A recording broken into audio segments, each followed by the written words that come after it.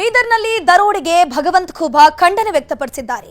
ಕೇಂದ್ರದ ಮಾಜಿ ಸಚಿವ ಭಗವಂತ್ ಖೂಬಾ ಈ ಒಂದು ಘಟನೆಯನ್ನ ಖಂಡಿಸಿರುವಂತದ್ದು.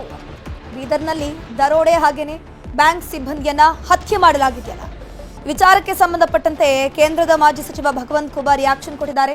ಬೀದರ್ ಸೇರಿ ರಾಜ್ಯದಲ್ಲಿ ಕಾನೂನು ಸುವ್ಯವಸ್ಥೆ ಹಾಳಾಗಿ ಹೋಗ್ಬಿಟ್ಟಿದೆ, ದುಷ್ಟರಿಗೆ ಕಡಿವಾಣ ಹಾಕುವಂತ ಕೆಲಸ ಸರ್ಕಾರದಿಂದ ಆಗ್ತಾ ಇಲ್ಲ ಅಂತ ಕಿಡಿಕಾರಿರುವಂತದ್ದು. ಜಿಲ್ಲಾ ಉಸ್ತುವಾರಿ ಸಚಿವ ಈಶ್ವರ್ ಖಂಡ್ರೆ ಹಸ್ತಕ್ಷೇಪ ಮಾಡ್ತಿದ್ದಾರೆ ಅಂತ ವಾಗ್ದಾಳಿಯನ್ನು ನಡೆಸುತ್ತಿದ್ದಾರೆ. ಏಕ ವ್ಯಕ್ತಿಯಾಗಿ ಕೆಲಸ ಮಾಡ್ತಿದ್ದಾರೆ ಅಂತ ಆರೋಪವನ್ನ ಮಾಡಿರುವಂತದ್ದು. ಶೂಟೌಟ್ ನಡೆದು 24 ಗಂಟೆಗಳು ಕಳೆದ್ರೂ ಆರೋಪಿಗಳನ್ನ ಬಂಧಿಸಿಲ್ಲ. ಜನರಿಗೆ ಯಾವ ರೀತಿ ರಕ್ಷಣೆ ಇದೆ ಅಂತ ಭಗವಂತ್ ಖೂಬಾ ಪ್ರಶ್ನೆಯನ್ನ ಮಾಡಿದ್ದಾರೆ. ಮೃತನ ಕುಟುಂಬಕ್ಕೆ 1 ಕೋಟಿ ಪರಿಹಾರ ಕೊಡಲೇಬೇಕು ಅಂತ ಖೂಬಾ ಅವರು ಈ ವೇಳೆ ಆಗ್ರಹ ಮಾಡಿರುವಂತದ್ದು. ಈ ಒಂದು ದರೋಡೆ ಹಾಗೇನೆ ಹತ್ಯೆ ಪ್ರಕರಣ ಏನಿದೆ ಈಗ ರಾಜಕೀಯ ಸ್ವರೂಪವನ್ನ ಪಡೆದುಕೊಳ್ತಾ ಇದೆ.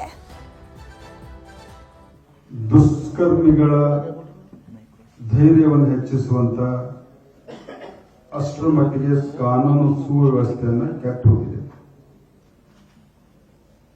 ಮತ್ತು ಜಿಲ್ಲಾ ಉಸ್ತುವಾರಿ ಸಚಿವರ ನೇರವಾಗಿ ಎಲ್ಲ ಇಲಾಖೆಗಳಲ್ಲಿ ಮಧ್ಯಸ್ಥಿಕೆ ಮಾಡುವುದು, ಪ್ರಭಾವ ಮಾಡುವುದರಿಂದ ಅಧಿಕಾರಿಗಳು ಕೂಡ ಆ ಜವಾಬ್ದಾರಿಯನ್ನ ಜಿಲ್ಲಾ ಉಸ್ತುವಾರಿ ಮಂತ್ರಿಗಳ ಮೇಲೆ ಹಾಕ್ತಿದ್ದಾರೆ.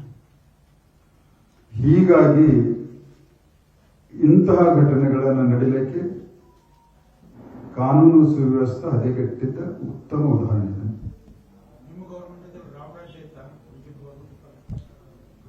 ನಾವು ರಾಮ ರಾಜ್ಯ ಸ್ಥಾಪನೆ ಮಾಡಲಿಕ್ಕೆ ಭಾರತೀಯ ಜನತಾ ಪಕ್ಷ ಕதை ಹೇಳ್ತೀನಿ ನಾನು.